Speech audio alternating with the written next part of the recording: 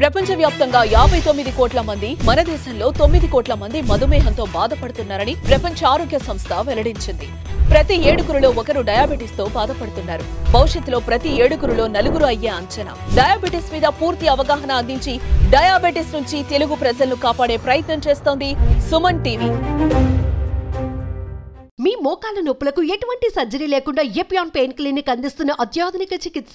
మూత్రంలో ప్రోటీన్ పోవడం అనేది నార్మల్ గా డైలీ పోయేది ఉంటది. ఒక లెవెల్ కంటే ఎక్కువ పోతే దాన్ని ప్రోటీన్యూరియా అని పిలుస్తాం మనం మామూలుగా. యూజువల్ గా యూరిన్ లో 24 గంటల్లో ఒక రోజుకి 150 మిల్లీగ్రాముల కంటే ఎక్కువ ప్రోటీన్ యూరియా అయింది అంటే దాన్ని ప్రోటీన్యూరియా. దానికి ఖచ్చితంగా మనం ఎవాల్యుయేట్ చేసుకొని చూసుకోవాల్సి వస్తుంది. 150 మిల్లీగ్రామ్స్ కంటే over a period of 24 hours తక్కువ పోతుందంటే దాన్ని నార్మల్ వాల్యూగా తీసుకుంటాం. ఇంకొకటి ప్రోటీన్యూరియాకి రకరకాల కారణాలు ఉంటాయి అన్నమాట. అంటే కొన్ని రివర్సబుల్ అంటే టెంపరీగా వచ్చి మనము మన లైఫ్ స్టైల్స్ కానీ ట్రీట్మెంట్ ద్వారా కానీ రివర్స్ చేసుకొని దాన్ని రివర్సిబుల్ దానిలోకి తీసుకుంటాం. కొన్ని ప్రోగ్రెసివ్ ఉంటాయి, అంటే క్రానిక్ డిజార్డర్స్తో వచ్చేది ప్రోగ్రెసివ్ ఉంటాయి. కొన్ని ఇమ్యూన్ మీడియేటెడ్ డిజార్డర్స్తో వచ్చేది ప్రోగ్రెసివ్ ఉంటాయి. దీన్నన్నిటిని తగిన పరీక్షలు చేసుకొని మనము ట్రీట్ చేసుకోవాల్సి వస్తుంది. ఫస్ట్ ప్రోటీన్యూరియా కారణాలు తీసుకుంటే రెగ్యులర్గా చూసేది చాలా మందిలో ఉండేది వచ్చి డీహైడ్రేషన్. అంటే మనము తగినంత మోతాదులో నీరు తీసుకోకపోవడం వల్ల డీహైడ్రేటెడ్ స్టేట్లో కిడ్నీ ఫిల్టర్ సరిగ్గా చేయలేక ఆ టైంలో కూడా ప్రోటీన్ లాస్ ఉంటుంది. సో దాన్ని మనము నార్మల్గా వాటర్ తీసుకొని మనకు తగినంత వాటర్ తీసుకొని డీహైడ్రేటెడ్ స్టేట్లో లేకోకుండా ఉంటే అది సెల్ఫ్గా లిమిటెడ్, తర్వాత అదంతకదే నార్మల్ అయిపోతుంది. నెక్స్ట్ వచ్చి urinary tract infections. Urine infections వల్ల కూడా యూరిన్లో ప్రోటీన్ పోతుంది. దాన్ని కూడా మనము ప్రాపర్ కల్చర్స్ చేసుకొని ప్రాపర్ యాంటీబయాటిక్ వాడడం వల్ల ఇన్ఫెక్షన్స్ క్లియర్ అయితే దాంతోపాటు ప్రోటీన్ కూడా నార్మల్ 150 mg కంటే తక్కువకి వచ్చే ఛాన్స్ ఉంటుంది. నెక్స్ట్ కమ్స్ క్రానిక్ డిజార్డర్స్, అంటే డయాబెటీస్, హైపర్ టెన్షన్. దీంట్లో ఏమవుతుందంటే యూజువల్గా డయాబెటీస్ వచ్చిన తర్వాత కొన్ని సంవత్సరాల తర్వాత most of the patients kidney effect అయ్యేది స్టార్ట్ అవుతుంది. అంటే దాన్ని డయాబెటిక్ నెఫ్రోపతి అంటాము. దాంట్లో నెక్స్ట్ ఫస్ట్ స్టార్ట్ అయ్యేది micro albumin.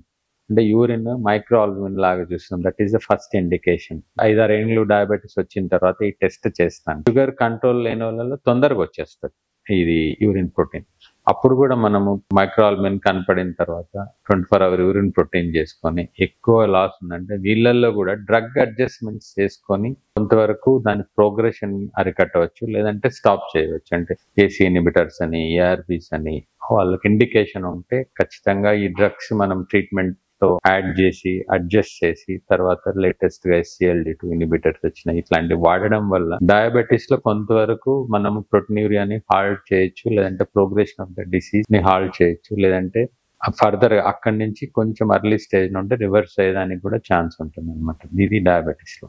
Even hyper tensive, cardiac diseases లో కూడా ఉంటుంది. Hyper tensive nephropathy, hyper tension వల్ల అన్కంట్రోల్డ్ ఉంటే డెఫినెట్ గా తొందరగా వచ్చే ఛాన్స్ ఉంది. లేదంటే over period of time where same 150 milligrams కంటే 24 అవర్స్ ఎక్కువ పోయింది అనుకోండి, ఆ టైంలో డిపెండింగ్ అంటే మనం ఏం డ్రగ్స్ వాడుతున్నారు, హైపర్ టెన్సివ్ డ్రగ్స్ కూడా అడ్జస్ట్ చేసి ఏఆర్బీస్ కానీ ఏసీ ఇన్హిబిటర్స్ కానీ యాడ్ చేసి తర్వాత ఈ SGLT2 ఇన్హిబిటర్స్ అట్లాంటివన్నీ యాడ్ చేయడం వల్ల డెఫినెట్ గా దాన్ని హాల్ట్ చేయొచ్చు. Next comes immune mediated disorders. అంటే మన వాస్కులైటిస్ కానీ, లూపస్ కానీ, అది ఆటోఇమ్యూన్ డిజార్డర్స్, లూపస్ కానీ, తర్వాత IgA నెఫ్రోపతి కానీ, మెంబ్రేనస్ నెఫ్రోపతి కానీ, ఇవన్నీ కూడా మన యూరిన్ లో ప్రోటీన్ అంటే అన్ని నార్మల్ ఉండి ఇంకా యూరిన్ లో ప్రోటీన్ పోతుందంటే అప్పుడు ఈ రకమైన డిసీజ్ ఉండొచ్చు అని మనము నిర్ధారణకు వచ్చేదానికి కిడ్నీ ప్రాపర్ నెఫ్రాలజిస్ట్ చూసుకొని కిడ్నీ బయాప్సీ చేసుకోం.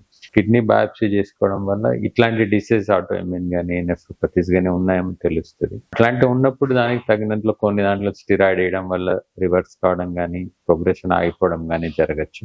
హైపర్ టెన్షన్, డయాబెటీస్ విత్ ఇట్లాంటి డిజార్డర్స్ ఉండే వాళ్ళ కొంచెం ఎక్కువ పోతుంటుంది.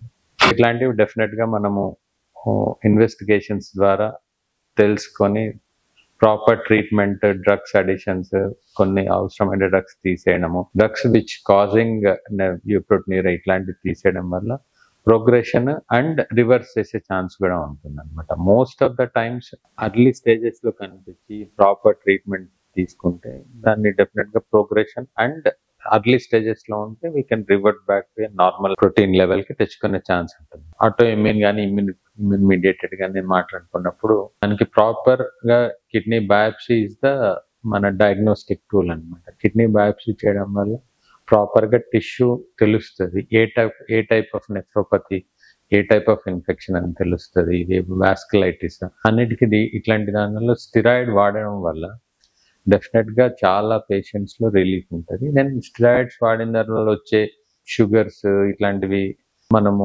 అడ్జస్ట్ అంటే మిగతా డ్రగ్స్ అడ్జస్ట్ చేసుకోవడం వల్ల షుగర్స్ యాజ్ వెల్ యాజ్ మనం ప్రోటీన్ పోవడం కూడా కంట్రోల్ చేసుకోవచ్చు. డెఫినెట్ గా యూరిన్ లో ప్రోటీన్ పోతోంది అంటే మాత్రం మనం ఐస్ కూడా డయాబెటీస్, హైపర్ టెన్షన్ లో ఐస్ కూడా చెక్ చేసుకొని దాన్ని కూడా ట్రీట్ చేసుకోవడానికి మన యూరిన్ లో ప్రోటీన్ పోతుంది అంటే అవి కూడా చూసుకునే దానికి ఇండైరెక్ట్ గా మనము పేషెంట్స్ ని మోటివేట్ చేయాల్సి వస్తుంది. ఓవరాల్ ప్రోటీన్ పోవడం అనేది డెఫినెట్ గా మంచిది కాదు. దీనివల్ల సిమ్టమ్స్ కూడా ఉంటాయి. చాలా ఎక్కువ ప్రోటీన్ పోవడం, కాళ్ళ వాపులు, ఫ్లూయిడ్ ఓవర్లోడ్, మనకు అంటే అయిపోమల బాడీ అంతా అన్నసార్కల్ అంటే వాపులు వచ్చి అన్ని కూడా డిస్కంఫర్ట్ ఉంటుంది. So early diagnosis, treatment and proper addition and removal of the drugs definite గా ప్రోటీన్యూరియాను మనం కంట్రోల్లో పెట్టుకొని ఆ తర్వాత కాంప్లికేషన్స్ నుంచి బయటపడచ్చు.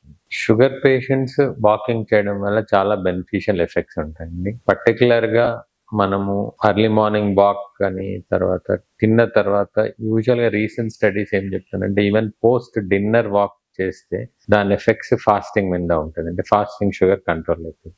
మనము ఆహారం తీసుకున్న తర్వాత ఒక 1.5 hours లో అది రక్తంలోకి గ్లూకోజ్ లాగా కన్వర్ట్ అవుతుంది. కాబట్టి ఈ టైంలో మనము వాకింగ్ చేయడం వల్ల అంటే post meal, always post meal కొద్దిగా వాకింగ్ చేయడం వల్ల షుగర్స్ చాలా వరకు మనం కంట్రోల్ చేసుకోవచ్చు. అంటే వాకింగ్, ఎక్సర్సైజ్, ఎనీథింగ్ మన ఇన్సులిన్ ని మజిల్ గ్లూకోజ్ ని తీసుకొని పోతుంది కాబట్టి బ్లడ్ లో రక్తం తగ్గుతుంది, యూటిలైజేషన్ పెరుగుతుంది. సో బ్లడ్ షుగర్స్ కంట్రోల్లో ఉండే ఛాన్స్ ఎక్కువ ఉంటుంది. So always diabetes patients any physical activity, walking కాదు, any physical activity will always be helpful. అంటే మిగతా కండిషన్స్, కార్డియాక్ కేసెస్, బ్రెత్లెస్నెస్ ఉండి అట్లాంటి వాళ్ళు కదా, normal diabetic patients always how much ever they can, అంటే మనకు ఆ time minimum 150 minutes per week అంటారు. That is a minimum. Or wherever ఇంకా ఎక్కువ చేయగలిగితే ఎక్కువగా చేసుకునేసి any calories whatever intake burn out చేస్తే షుగర్స్ డెఫినెట్ గా కంట్రోల్లో ఉంటాయి. And walking is the one of the best tool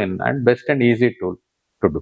walking చేయడం వల్ల డయాబెటీస్ లోనే కాదు, ఓవరాల్ గా తీసుకుంటే కార్డియోవాస్కులర్ హెల్త్ అంటే మన గుండెకి కానీ మిగతా ఆర్గాన్స్ కానీ రక్తస్రావం బాగా పెరిగి దాని హెల్త్ కూడా ఇంప్రూవ్ అవుతుంది.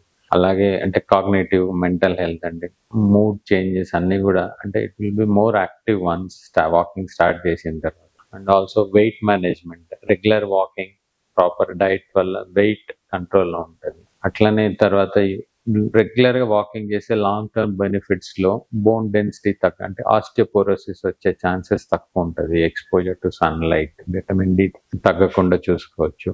అలాగే దీని అన్నిటితో పాటు మన బాడీ ఫ్లెక్సిబిలిటీ, మనం చేసే పనులలో కూడా యాక్టివ్గా ఉండొచ్చు. So overall not only in the diabetes, general body health, cognitive function, mood బాగుంటుంది, యాక్టివ్గా ఉండొచ్చు. And mostly easily accessible and low cost is walking nowadays, which improves overall health, not only diabetes.